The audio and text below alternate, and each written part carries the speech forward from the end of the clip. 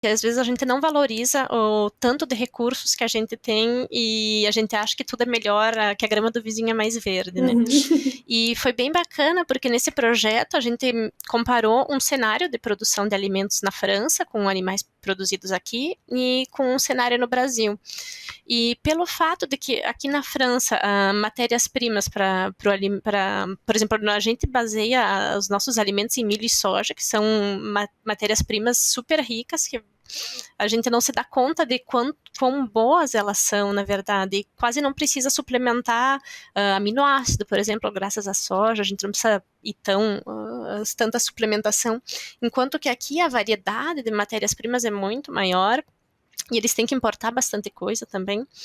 E aqui já de base, quando a gente considera um alimento formulado no Brasil e um alimento formulado aqui, já o impacto já é mais alto aqui.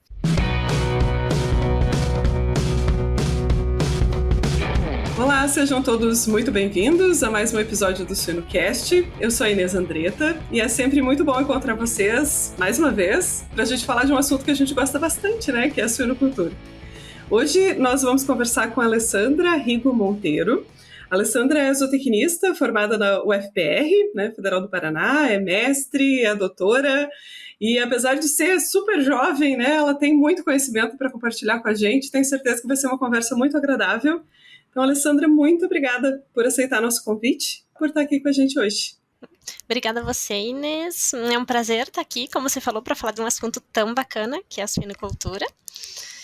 Então, para me apresentar rapidinho, como a Inês falou, Alessandra Rigo Monteiro, eu nasci em Concórdia, e é uma cidade que é a sede da Embrapas Finos e Aves. E é aí que tudo começa, na verdade. Então, meio que desde sempre, eu tive vontade de trabalhar lá, com pesquisa, com os finos e aves e tal. E aí eu fui fazer a minha graduação em Curitiba, na UFPR. E eu dei muita sorte, porque eu trabalhei com um professor que tinha feito o doutorado dele, uma parte na França, e que falava muito de como era o sistema da França e tal, e eu meio que me espelhei muito nesse professor. E eu quis meio que seguir os passos dele. Ele tinha feito a formação dele na URGS, então eu fui para lá para fazer o meu mestrado. Eu trabalhei, então, 2 anos, eu fiz o meu mestrado em suínos também, na URGS. E aí depois eu fui para Maringá para fazer o doutorado. E eu sempre trabalhei com a parte de nutrição de suínos e meio ambiente. Mas até então eram análises mais que a gente conhece, por exemplo, excreção e tal. E aí no doutorado focalizei um pouquinho, porque como eu queria muito ir pro INRA para a França, eu focalizei numa análise que era meio recente na época, né, análise do ciclo de vida. E aí eu fiz a minha tese em parceria com o INRA e a Universidade de Maringá, na Estadual de Maringá. E adorei a vida na França, adorei fazer pesquisa aqui, por isso que hoje eu trabalho aqui atualmente. Que legal, Alessandra, que coisa boa te ouvir. É engraçado que quando a gente se conheceu, você estava na URGS e eu não estava, né? Agora a gente inverteu, olha Verdade. só. É verdade. Eu acho que quando a gente se conheceu, na verdade, eu ainda estava lá em Curitiba, porque eu lembro que o meu orientador, ele tinha sido ele estava na tua banca de mestrado, talvez, Verdade, é verdade, olha só, os caminhos, né? A gente sempre brinca que a suinocultura, ela é pequena, né? No fim das contas, todo mundo acaba se conhecendo, que coisa boa, os caminhos se cruzando. Realmente.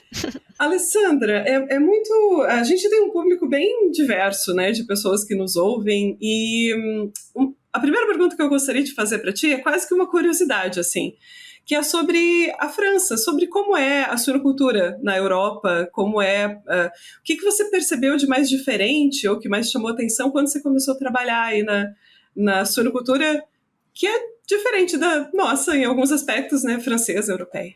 É. Então, o que eu achei mais diferente, na verdade, são as instalações. Tipo, uma instalação completamente fechada, não tem uma janela, assim, eu achei isso muito engraçado, porque no Brasil a gente tem muita instalação de alto nível também, mas assim, geralmente é com frangos, né, que é algo fechado, que tem um sistema de ventilação e tal. Em suínos, o que eu conheci em Concórdia, minha experiência, eram granjas mais tipo de cooperativas abertas, e então não era nada muito espetacular, assim. Então a primeira diferença que eu achei foi com relação à estrutura. Mas também um outro ponto é que eu não visitei muita coisa aqui na França também, porque quando eu vim para fazer a tese, era para trabalhar com dados. Então, eu visitei algumas instalações, as que tinham lá no centro de pesquisa e uma outra instalação. E aí depois, num outro projeto que eu trabalhei, era com os suínos criados ao ar livre. Então, era algo meio próximo do que a gente tem, que nem ao suíno Moura, ali no Brasil, que tem. Então, era um outro tipo de produção. Ah, legal.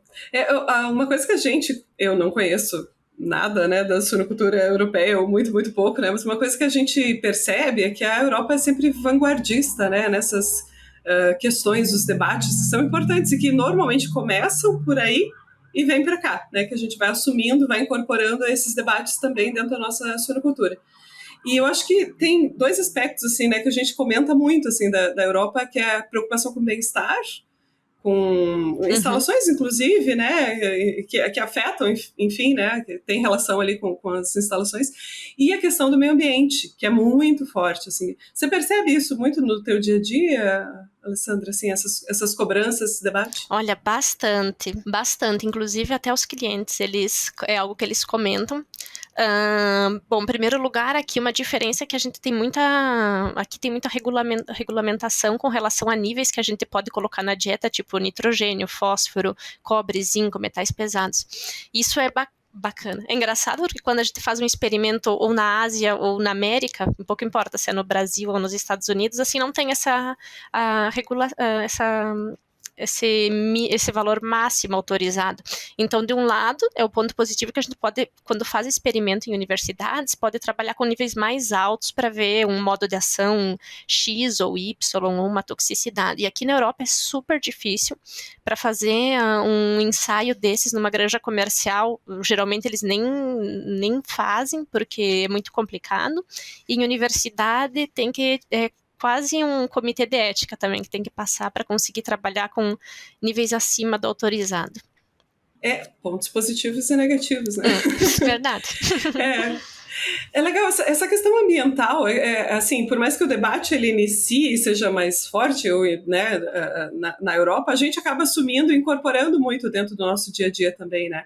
E, bom, não é só porque a Europa debate, é porque a gente precisa fazer melhor, enfim, né? Mas dentro dessa questão de meio ambiente, eu acho que é um dos assuntos que a gente mais tem conversado ultimamente, né? Dentro das políticas de ESG, enfim, dentro das empresas, né, as grandes empresas com políticas aí de carbono zero, enfim. E acho que a partir disso, né, esse método que você comentou no início da nossa conversa aqui, de análise de ciclo de vida, é um método muito interessante, assim, que a gente pode incorporar mais, talvez, no nosso dia a dia de produção, no nosso dia a dia de pesquisa, né? E aí eu queria, assim, te perguntar, te pedir para você falar um pouquinho sobre esse método, como foi a tua experiência, para que ele serve, como é que a gente poderia tirar vantagem desse método também, Alessandra. Na verdade, essa análise que eu trabalhei durante o doutorado, que é a análise do ciclo de vida, até a gente teve a oportunidade de comentar juntas, né, sobre esse tópico.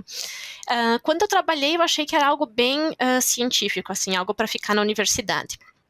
Por exemplo, interessante, dá para reduzir emissões de carbono e tal, mas, bom, será que para a indústria vai realmente ter um peso?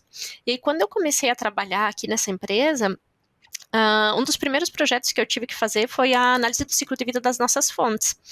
E eu fiquei impressionada porque os clientes queriam saber qual que era o valor, qual que era o valor de impacto ambiental, mas principalmente para o carbono, as emissões de carbono, de CO2, porque eles usavam na formulação tipo, como a gente coloca valor mínimo de proteína bruta, que tem que ter uma ração, eles colocavam um máximo de carbono. Isso principalmente para a produção de salmão, um dos clientes era então são meio que para produtos finais com valor agregado, né? Por exemplo, salmão, ou para uma outro tipo de produção. Mas a ideia é colocar valor, vender também esse produto com um aspecto ambiental. E aqui na França, eles começaram ano passado, se eu não me engano, a colocar um score ambiental para os produtos que a gente compra. Então, aqui eles já têm o score nutricional, que todos os produtos têm, tipo A, B, C, D. Então, o A é verdinho, o D é vermelho. Então, aí tem a escala de cores, e você vê, isso é bom para a saúde, isso não é. E eles estão colocando a mesma coisa para meio ambiente, mas aí baseado nas emissões de carbono. E aí eu achei isso o máximo, porque eu vi que realmente tinha uma aplicabilidade dessa parte da pesquisa em análise do ciclo de vida. Embora a gente saiba que são várias categorias de impacto que a gente pode trabalhar, mas, bom, pelo fato do objetivo carbono zero e tal, bastante gente está se focalizando nas emissões de CO2. E é muito legal, eu acho, quando a gente começa a trabalhar com isso, ou começa a ler mais artigos, enfim, estudos, ou, enfim, como se disse, não precisa estar restrito dentro da pesquisa, né? Mas pensar o ciclo de vida e não pensar etapas isoladas, porque por mais que eu trabalho numa área, tu trabalha numa outra área, beleza, cada um de nós faz uma parte da cadeia, né? Faz parte de um pedacinho da cadeia. Mas, no fim, a emissão, ela é... A emissão ela é global, né? A emissão ela não está isolada só onde está o animal ou só onde está, enfim, ela é do todo, né? E uma das coisas que me chamou muita atenção quando eu comecei a trabalhar com isso é, por exemplo, o impacto da alimentação, né? O quanto que a alimentação, que produzir os ingredientes que vão gerar alimentação, impactam no valor final lá de seja qual for, na maioria deles vai acabar sendo essa mesma relação, mas no quanto de CO2 equivalente que está associado lá a 1 quilo de produção de suínos. Eu não sei qual foi a tua maior surpresa, assim, quando você começou a trabalhar com esse método? O que mais te chamou a atenção?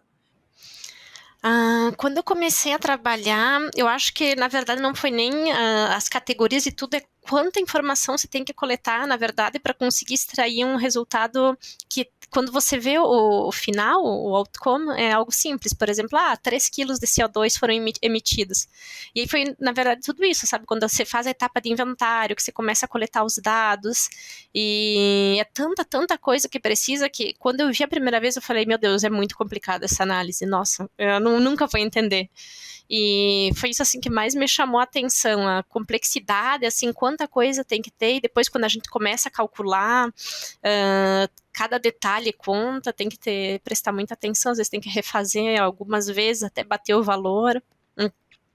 Então, acho que foi mais a complexidade da análise quando você vê assim, do que o resultado ele mesmo. Mas, e realmente, essa parte da alimentação é engraçado, porque, na verdade, no final das contas, é o que conta, para a maior parte das produções, é o que conta mais.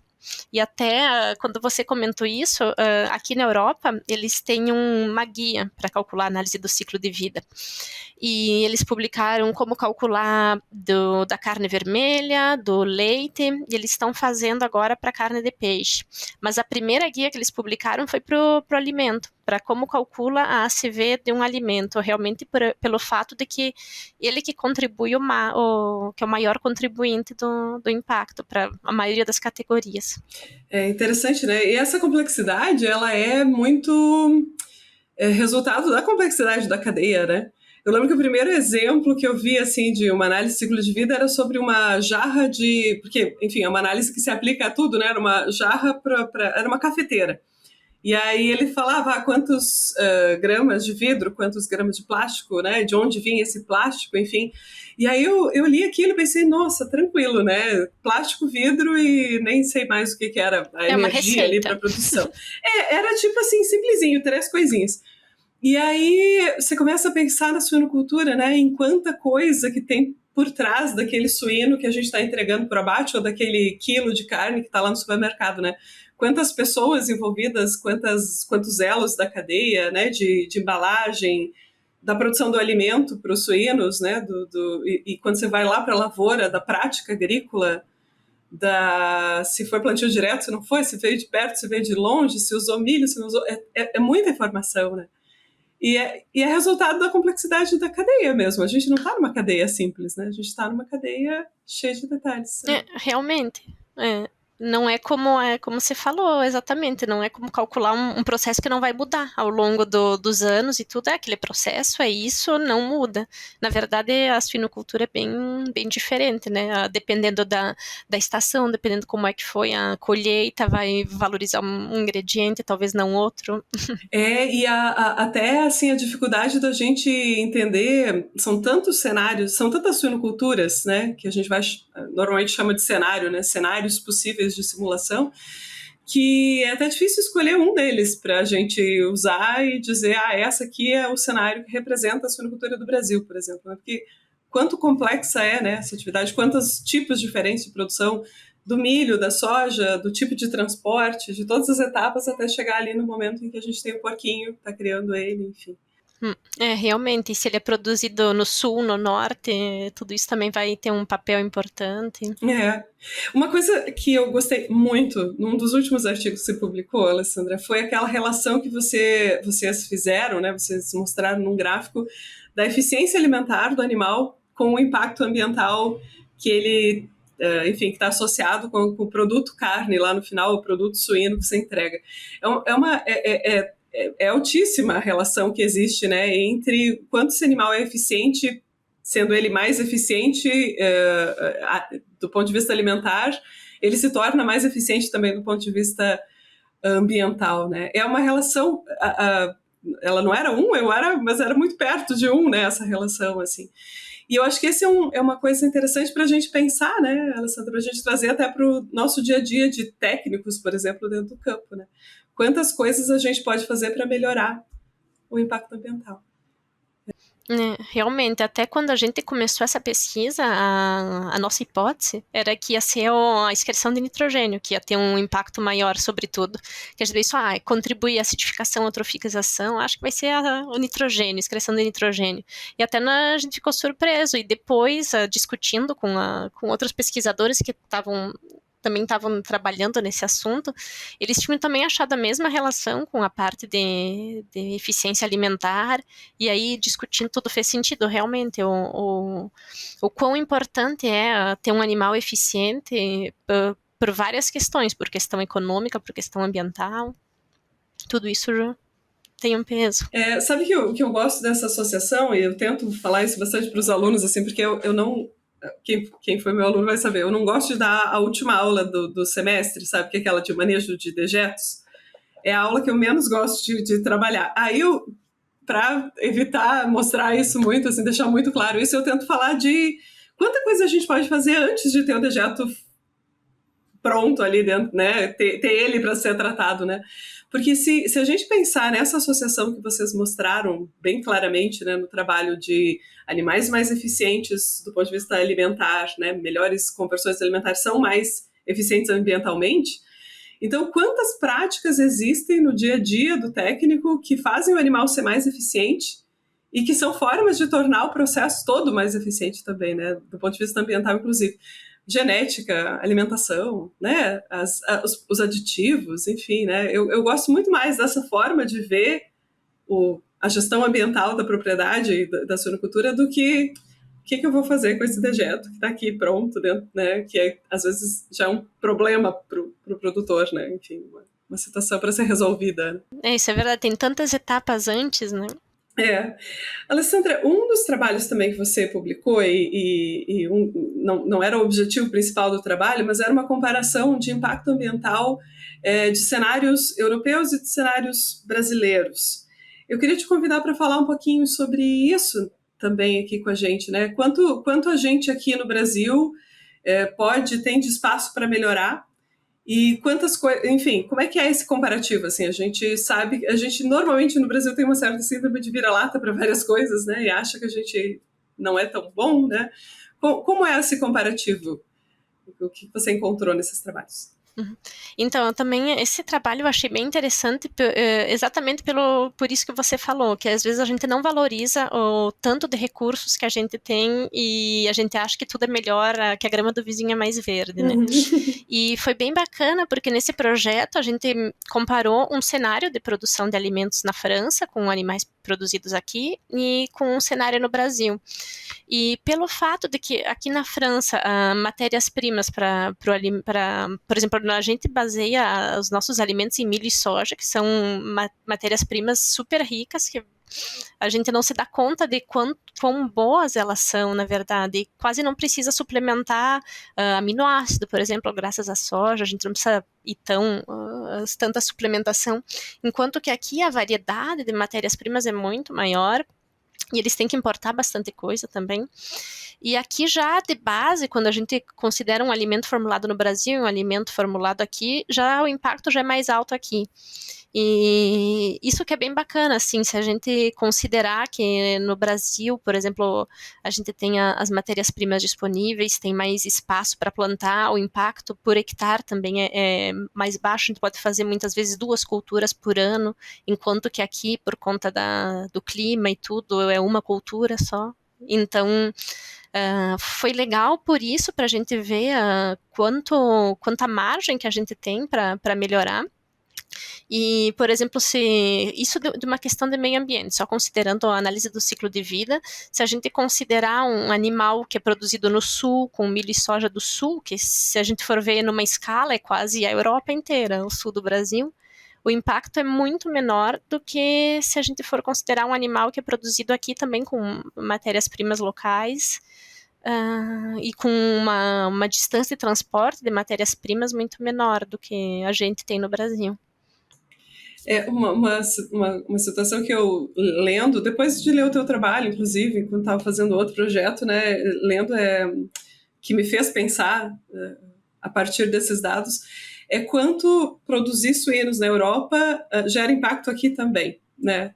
Como o mercado globalizado de commodities, né, enfim, ele distribui assim um pouquinho do peso, né, da carga enfim, de impacto ambiental para a produção dos grãos, né? A gente tem um pouco dela aqui no Brasil, uma etapa dela importante aqui, quando os grãos vão para um outro país e geram alimento nesse outro país, né?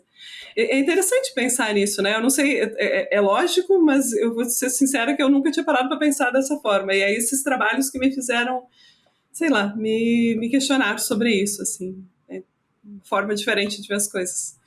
É verdade, isso é verdade mesmo. Até, inclusive, por exemplo, no Brasil a gente consegue produzir aminoácido com cana-de-açúcar, por exemplo. Aqui eles têm a beterraba, o rendimento é muito mais baixo do que a cana-de-açúcar para produzir, então é muita coisa interessante que às vezes a gente acaba não se dando conta realmente, que quando não entra nos detalhes, né, do que conta. No fim, a gente cai naquela regra, né, de que se você não mede, se você não quantifica, você não sabe onde melhorar também, né? Quando a gente faz esse desenho, esse estudo, assim, que é totalmente transversal, né, que pega a cadeia toda, levanta todos os impactos associados com cada coisinha, né, no caminho, e quando você chega no final, você tem uma foto daquele cenário que te permite olhar, olha, aqui eu preciso melhorar, porque aqui eu tenho um impacto grande, né? E uma outra vantagem importante é olhar para a tua cadeia com olhos de quem quer ver coisas positivas também. Quanta coisa legal a gente já faz em relação a talvez outros países, outros sistemas que ainda precisam evoluir nessas questões. Enfim, eu acho que o número de fases, né? Tu conseguiu mostrar isso muito bem nos teus trabalhos, né? Quanto você conseguia melhorar ali a questão de eficiência quando aumentava lá o número de fases. E num comparativo do Brasil com outros países, a gente já tem isso muito mais presente, né, no campo, assim, muitas empresas, principalmente as maiores empresas, já trabalhando com um número de fases bem alto, ou seja, uma nutrição muito mais precisa do que muitas vezes outros países, outras regiões conseguem fazer. Isso é bem bacana. Isso é verdade, até agora que você menciona isso, me fez pensar que realmente, até a gente teve uma reunião com um cliente há umas 2 semanas atrás, e ele tem só 2 fases, na fase de tipo, uma ração crescimento, uma terminação, e é um cliente super grande, assim, uma produção bem grande na Austrália. E aí eu fiquei pensando, nossa, mas 2 dietas, 2 alimentos. No Brasil, realmente, acho que a gente tem 10, assim, nessa fase, muda muito mais frequente do que em muitos outros países, e às vezes a gente não se dá conta. E esse tipo de estudo, né, ele faz a gente, especialmente nessa questão de comparação, assim, né, de benchmarking, né, de você olhar, olha, quanta coisa a gente já faz bem E quantas, obviamente, a gente tem ainda para trabalhar e para melhorar, né? Mas olha, isso aqui a gente já faz, isso aqui já é algo que está mitigando o impacto ambiental em relação a um outro cenário externo ou um outro cenário de pior eficiência, enfim, produtiva. Né? Até com relação ao peso de abate, que o peso de abate também é uma coisa que eu achei bem diferente, é que eles abatem os suínos muito mais leves do que a gente abate no Brasil. Então, então isso também me chamou a atenção. Não sabia. e com relação a esses sistemas alternativos de produção, assim, animais soltos, ou sistemas, por exemplo, orgânicos, né, que acho que eles estão muito mais presentes dentro da suinocultura europeia do que da nossa suinocultura aqui. O que foram as tuas principais, primeiro, assim, impressões quando você viu esses sistemas funcionando no campo, né?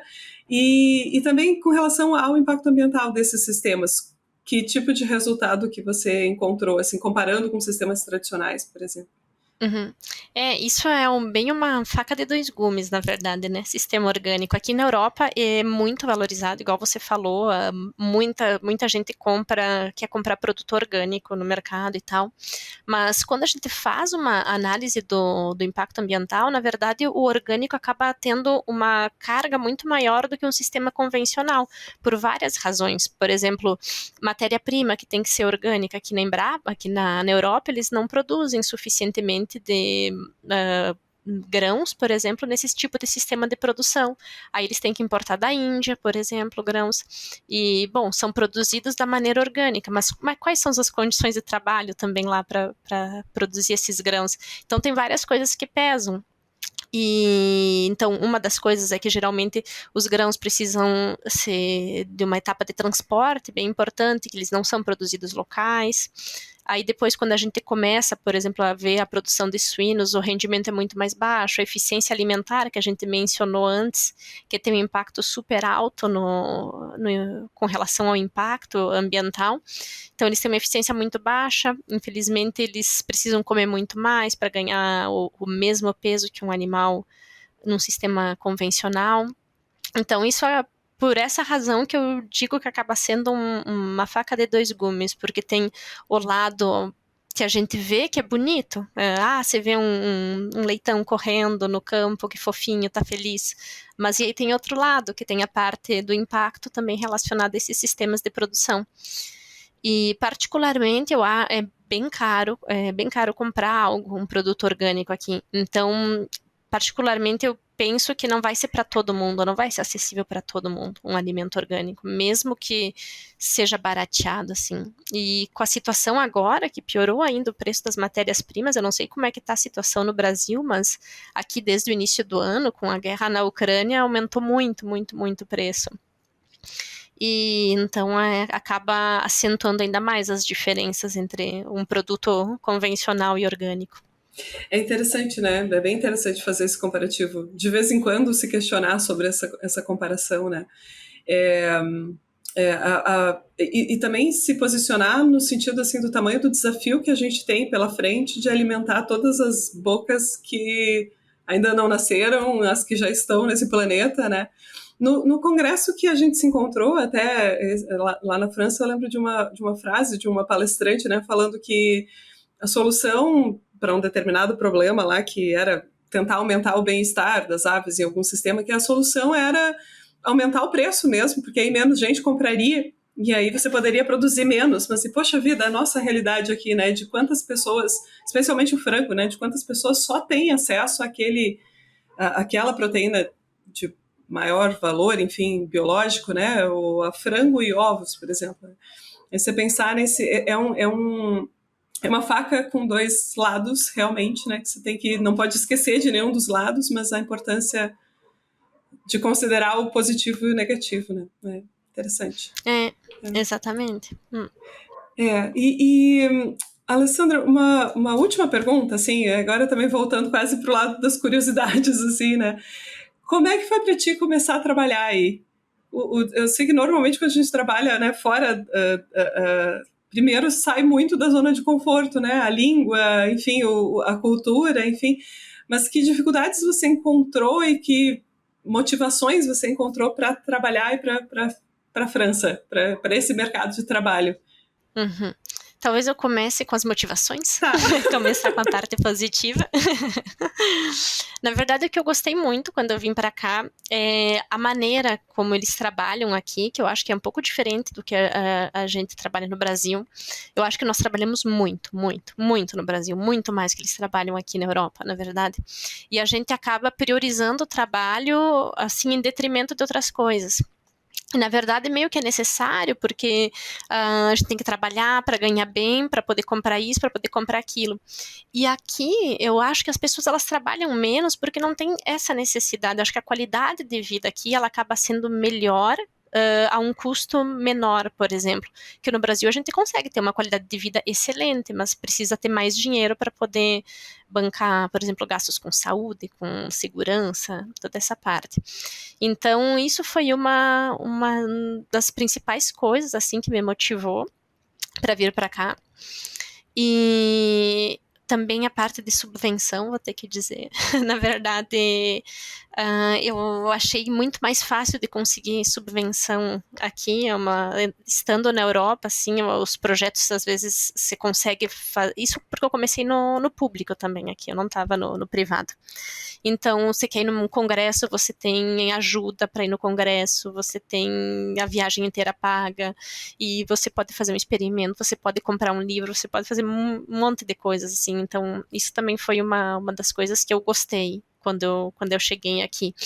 E a estrutura que eles te oferecem, você chega, você tem um escritório, o teu computador, assim, eu achei bem bacana toda essa parte de... a estrutura realmente, assim, que a gente pode ter estando aqui. Aí os pontos que é complicado, bom, a distância da família, isso não precisa nem falar, que acho que é o que pesa mais, mas fazer amigo não é tão fácil. Aqui, quando a gente fala, brasileiro é tão simpático, brasileiro é legal, brasileiro, isso é muito, muita realidade, assim, a gente, aqui se faz amigo também, mas assim, no Brasil você conhece alguém hoje, você discute um pouquinho e diz, passa amanhã lá em casa, vamos tomar uma cerveja, e aqui acaba demorando um pouco mais, assim. Mas ao mesmo tempo demora mais, mas uma vez que tu estabelece uma relação com alguém, realmente não vai, tipo, amanhã acabou. Então é algo mais duradouro também. Culturas diferentes, né? Não adianta. É verdade, mas e uma coisa que eu adoro ir no Brasil é para ir numa loja, mesmo que eu não compre nada, só para ser bem atendida. Eu acho que aqui eles, nossa, não atendem bem as pessoas nas lojas. Olha só, onde tem uma crise tem uma oportunidade. Vamos levar o nosso jeito, né?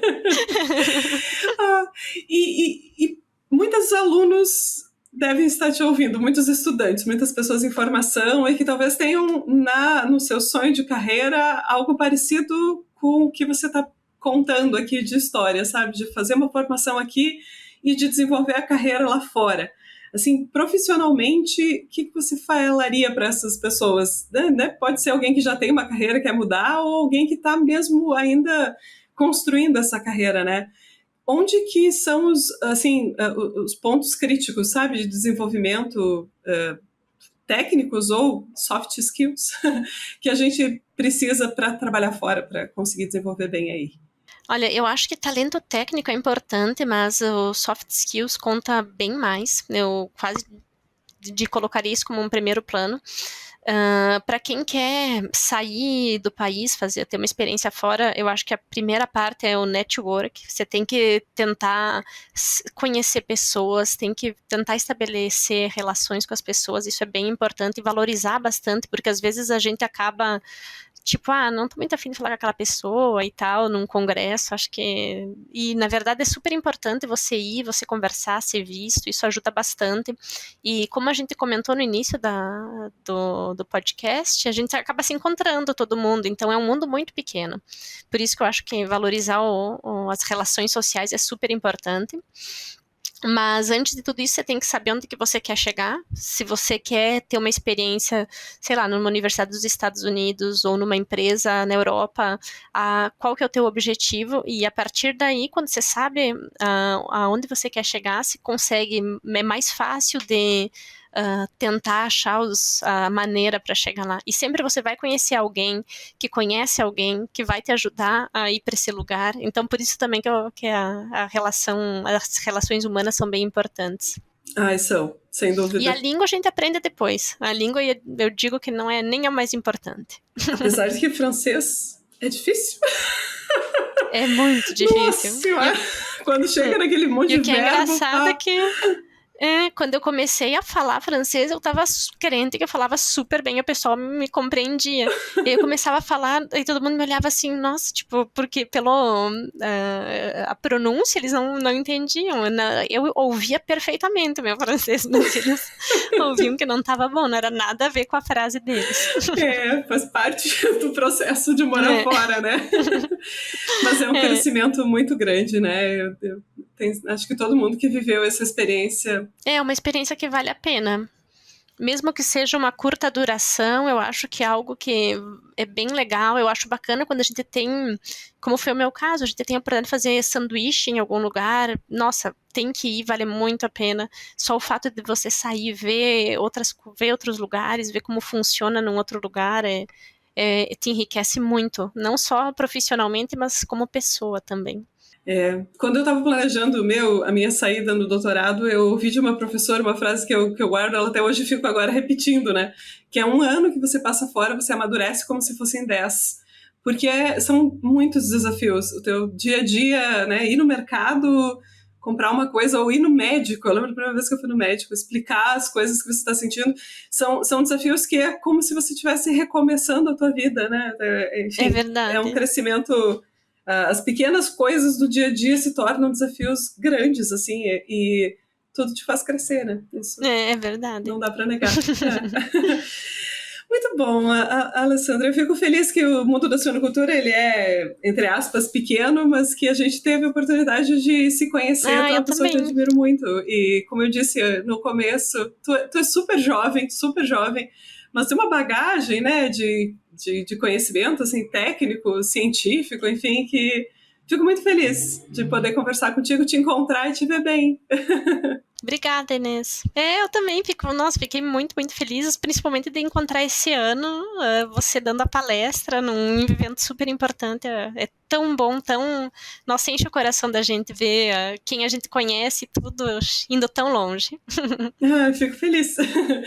Alessandra, obrigada mesmo por ter aberto esse espacinho na agenda, conversar com a gente, compartilhar um pouco, né, sobre tua vida aí, sobre as experiências fora, na Europa, que muita gente do Brasil vai para os Estados Unidos, por exemplo, né, Canadá, enfim, mas a Europa é um mercado tão importante. E sobre o LCA, sobre análise de ciclo de vida, que eu acho que é um método que a gente pode ocupar bastante assim, no nosso dia a dia e valorizar, né, mais o que a gente já faz bem aqui no Brasil também, né? Muito realmente. obrigada. Obrigada a você, Inês. E obrigada a todos que ficaram com a gente até agora, que nos ouviram. Espero que essa conversa tenha deixado aí alguma coisinha, né, algum insight que possa melhorar aí no teu dia a dia e no teu trabalho também. Um abraço a todos e até a próxima.